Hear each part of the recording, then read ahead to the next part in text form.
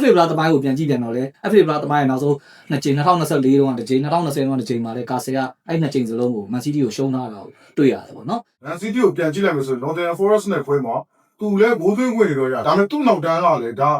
ါနောက်ကအစွန်လူတွေအားနေတဲ့ခါကျတော့တောင်ပန်တွေကနေပြီးတော့ Forest ကတော်တော်လေးကိုပြန်ပြီးအားပေးနိုင်တာကိုလည်းတွေ့ရ ရီယိုလာရောက်လာပြီးတဲ့နောက်ပိုင်း Man City အနေနဲ့ Newcastle အိမ်ကွင်းမှာပြန်ပွဲလုံးလာကစားခဲ့တဲ့ပွဲကြီးမှာနှစ်ပွဲဆက်တိကလေးရှိမရဘူးလေ CID ရှိဟုတ်ကဲ့ဆရာတို့စနေညအပြည့်ကျွန်တော်တို့ FA ဘလာပွဲစဉ်တွေကနေပြည်သက်တွေအတွက်အကောင်းဆုံးဖြစ်နိုင်တဲ့တပွဲလောက်ကိုကျွန်တော်တို့ထုတ်နှုတ်ပြီးတင်စမောက်ဆင်ပွဲစဉ်နော်ဒါပြီးကျွန်တော်ကွာတာတက်မှာဆိုတော့ဒီပွဲကြီးပွဲကောင်းတပွဲဖြစ်ပါတယ်ကျွန်တော်တို့စိန်ချင်းဘက်မှာ Newcastle နဲ့ Man City အသင်းတို့ရဲ့ပွဲစဉ်ပေါ့နော် သူကတွေ့နိုင်တယ်တွေ့နိုင်တယ်နော်တကယ်ကိုကန်တော်ဆုံးရရေစက်ပါတယ်လို့ပြောပါနော်အဲ့တော့ဒီဖလားမှာလည်းဒါရှုံးကြီးကိုကာဆယ်ကပြန်ဆက်ရမယ်နေတာနှစ်ကြော်စလုံးရှုံးထားတယ်ပြီးရင်ပရီးမီးယားလိမှာတော့ဒါကာဆယ်ကွင်းမှာတော့ 2-1 ပေါ့ Man City ကွင်းမှာတော့ Man City က 2-1 နဲ့နိုင်ထားတယ်ဆိုတော့အပြန်အလှန်တော့ရှိတယ်ဒါပေမဲ့ဒီ FA ဘလာသမိုင်းကိုပြန်ကြည့်ပြန်တော့လေ FA ဘလာသမိုင်းရဲ့နောက်ဆုံး2ကြိမ်2024တုန်းကတစ်ကြိမ်2020တုန်းကတစ်ကြိမ်မှာလေကာဆယ်ကအဲ့2ကြိမ်စလုံးကို Man City ကိုရှုံးထားတာကိုတွေ့ရတယ်ပေါ့နော်အဲ့တော့ဒါတလို့အချိန်တွေမှာတော့ကျွန်တော်တို့ဒါပရီးမီးယားလိပွဲစဉ်29လဲတော်တော်ပူပူနွေးနွေးကစားထားပြီးသွားတဲ့အနေအထားဆိုနှစ်သိန်းလုံးရဲ့အနေအထားဒါပြီးရင်လည်းကာဆယ်ကဘာစီလိုနာကိုအိမ်ကွင်းမှာချန်ပီယံလိရှိမယ်Man City ကကြတော့ကျွန်တော်တို့အဝေးကွင်းမှာ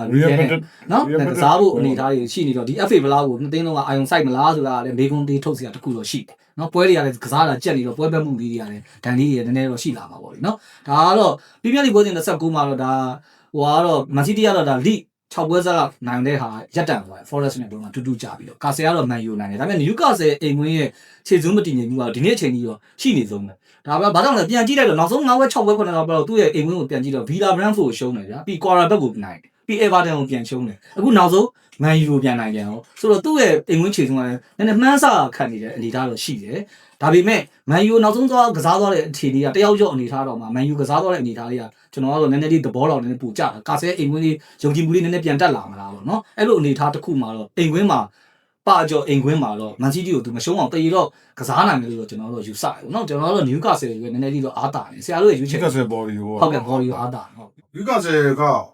Man U နဲ့ပွဲမှာဒါဖာမာဝိုင်းပြီးကန်ပြီးလေးမှာဟုတ်နောက်ဝါတလီနဲ့ဒါ Ramsey ကဒါပေမဲ့လို့နောက်ဆုံးဒုတိယဝါထိပြီးတော့ဖုတ်ပယ်ခံရရတယ်အဲ့ထုတ်ပယ်ခံရပြီးတော့ तू ကအတင်းလိုက်ကစားအောင်ကောင်းကောင်းနဲ့ကစားနိုင်တယ်ဒါပေမဲ့ဗျာနောက်ပိုင်းမှာသူတို့ရဲ့ခံစစ်ကစားပုံတွေကအစိုးပြောအောင်ပေါ့နော်ကစားရတဲ့ပုံစံနဲ့သူတို့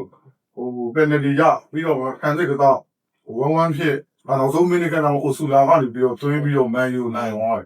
သူ Manchester မြို့ကနှစ်သိန်းကိုဂျပန်ဘက်မှာလည်းရေဆိုင်ရပါတော့နော် Man City ကိုပြန်ကြည့်လိုက်မယ်ဆိုရင် Nottingham Forest နဲ့ပွဲမှာသူလည်းဘိုးသွင်းခွင့်တွေတော့ရဘိုးကန်ခေတာလေးတွေလည်းတွေ့ရဒါပေမဲ့သူ့နောက်တန်းကလည်းဒါနောက်ကအစွန်လူတွေအားနေတဲ့ခါကျတော့တောင်ပန်တွေကနေပြီးတော့ Forest ကတော်တော်လေးကိုပြန်ပြီးအားပေးနိုင်တာကိုလည်းတွေ့ရဆိုတော့သူ့ရဲ့တောင်ပန်အားနဲ့အိမ်နိုရီတို့နူနက်ဆိုရဲ့အားနဲ့မှုတွေကိုလည်းတိုင်ဘက်တွေကဖိအားပေးနေတာကိုတွေ့ရဆိုတော့အဲ့တောင်ပန်တွေကလည်း Man City တောင်ပန်တွေကလည်းနောက်ကန်အစွန်တွေကလည်းသူကကောင်းတဲ့ပွဲကြတယ်အရန်ကောင်းတယ်မကောင်းတဲ့ညံ့တဲ့ပွဲကြတယ်ညံ့သွားပြန်တယ်get point သွင်းသွားတယ်ဒါနောက်ပေါင်းနဲ့သွင်းသွားတဲ့ဂိုးကတော်တော်လှအောင်ဆိုတော့ကျွန်တော်အမြင်ကတော့ Newcastle ကလည်း League ဘလာမှာသူရှုံးထားတယ် semi final မှာနှစ်ကြော်လုံးသူရှုံးထားတယ်ဆိုတော့သူ့အနေနဲ့ဘာစီလိုနာနဲ့ပွဲရှိပေမဲ့လည်းသူအားဆိုင်ရမှာ Premier League မဟုတ်ဘဲနဲ့သူက FA ဘလာနဲ့Champions League သူအားဆိုင်ရအောင်ဆိုတော့အဓိကသူဖလားပြီးခဲ့တဲ့ရာသီကတော့ဖလားလုံးလိုချင်တယ်ဆိုတော့ FA ဘလာကိုသူအားဆိုင်တယ်ဆိုတော့ Man City ကိုပြန်ကြည့်မယ်ဆိုရင် Real Madrid အိမ်ကိုတော့ကစားရမယ်လူစင်းတွေပြောင်းလဲလှုပ်လာနိုင်ဆိုတော့ဂျာရီယာမှာပွဲကစားထားတဲ့အတွက်ကြောင့်လူစင်းကလည်း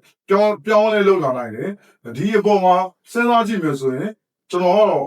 ့ဆရာရဲလိုပဲဂိုးတွေပြန်လည်သွင်းတော့လေသဘောကျတယ်နောက်ဆရာဆန်ရဲ့Newcastle ကထိုင်မယ်ဆိုတော့အမြင်ဝင်သဘောကျဘာကြောင့်လဲဆိုတော့ Man City ရဲ့အကျိုးပေးမှုကလည်းတော်တော်လေးပြုံကြောင်းတာတွေ့ရဆရာရဲ့မြင်ကျွန်တော်ကတော့ဒီပွဲစဉ်မှာအချက်လက်ရNewcastle ပွဲကို9ပေါ်ကြိုက်တယ်။ဘာကြောင့်လဲဆိုရင်ဒါ Guardiola ရောက်လာပြီးတဲ့နောက်ပိုင်း Man City အနေနဲ့ Newcastle အိမ်ကွင်းမှာပြန်ပွဲလုံးလာကစားခဲ့တဲ့ပွဲကြီးမှာ ဟိုနှစ်ပွဲဆက်တိကလေးရှိမရဘူးလေဆရာကြီးရှိတယ်နေယူကဆယ်အနေထားလက်ရှိအနေထားကိုပြန်ကြည့်ပြန်လို့နေယူကဆယ်နောက်ဆုံးဒီပြိုင်ပွဲဆုံးအိမ်ဝင်6ပွဲမှာဆိုရင်သူကိုမပေးခဲ့ရတာ PFA နဲ့တပွဲပဲရှိတယ်အဲ့ဒီမှာထပ်ပြီးတော့ကြည့်မယ်ဆိုရင်လည်းသူကတဘောအနေဆုံး2ဂိုးပေးနေရတဲ့ခံစကြောင်းသူဂိုးမပေးရနဲ့ဂိုးပေးရတယ်2ဂိုး Man City ရဲ့အဝေးကွင်းပိုင်းကိုပြန်ကြည့်ပြန်တော့လေ Man City အနေနဲ့နောက်ဆုံးအဝေးကွင်းပွဲတွေမှာဆိုရင်ခံစစ်ကနောက်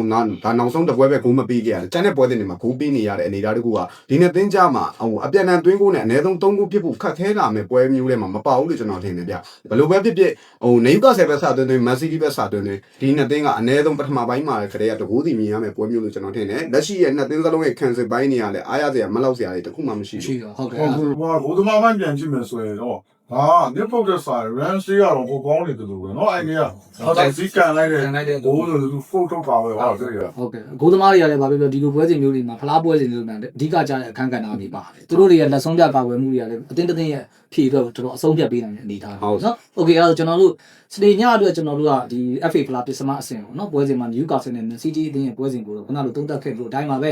Newcastle body နဲ့ဂိုးပေါင်းအပေါ်ကိုရွေးချယ်လိုက်ပါတယ်အားလုံးပဲအောင်မြင်ပါစေဗျ